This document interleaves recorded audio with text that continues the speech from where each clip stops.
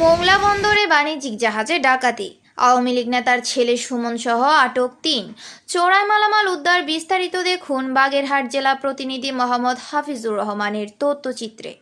মোংলা বন্দরে নোঙর করা একটি বাণিজ্যিক জাহাজে সংগঠিত পরিকল্পিত ডাকাতির ঘটনায় চোরাই মালামাল সহ আওয়ামী লীগ নেতা ও মাছ ব্যবসায়ী অলির ছেলে মোহাম্মদ সুমন সহ ৩ জনকে আটক করেছে বাংলাদেশ কোস্টগার্ড।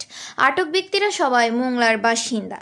কোস্টগার্ড জানায়, গত ২৭ মে গভীর রাতে মোংলা বন্দরে অবস্থানরত একটি বাণিজ্যিক জাহাজে ১২ জনের একটি ডাকাত দল দেশীয় অস্ত্রসহ অনুপ্রবেশ করে।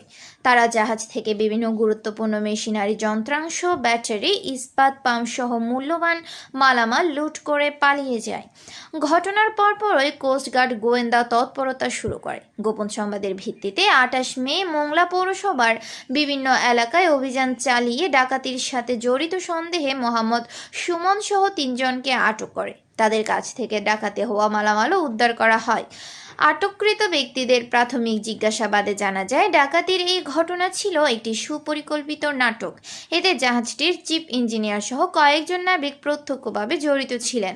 আটক ব্যক্তিরা হলেন আওয়ামী লীগ নেতা মাছ ব্যবসায়ী মোহাম্মদ অলির ছেলে মোহাম্মদ সুমন সহ পরিচয় না পাওয়া আরও ২ জন স্থানীয় যুবক। ২৬ তারিখ রাতে আমাদের রাজবংশী বোটে করে জাহাজ নেওয়া হয় ১০ জন। নেওয়ার পরে জাহাজের লোকজনকে বাইন্দে তারপর মাল জিনিস নামানো হয়। নামাইয়া তারপর চিড়াবাজারে ভোট ঢুকানো হয়। নেওয়ার পরে ওখান থেকে গাড়িতে করে মাল সুমন ভাইয়ের আস্তানে যায়। আস্তানে যাইয়া তারপরে সুমন ভাই আমাদের টাকা পয়সা দেয়। তারপরে সেই মাঝে তাড়িয়ে দেওয়া হয়। তারপরে পরের দিন রাইতে আমাদের কোস্টগার্ড যায় আটক করে।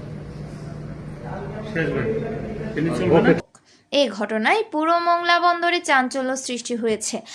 আটকৃত ডাকাতদের মোংলা থানায় হস্তান্তর করেছে কোস্টগার্ড।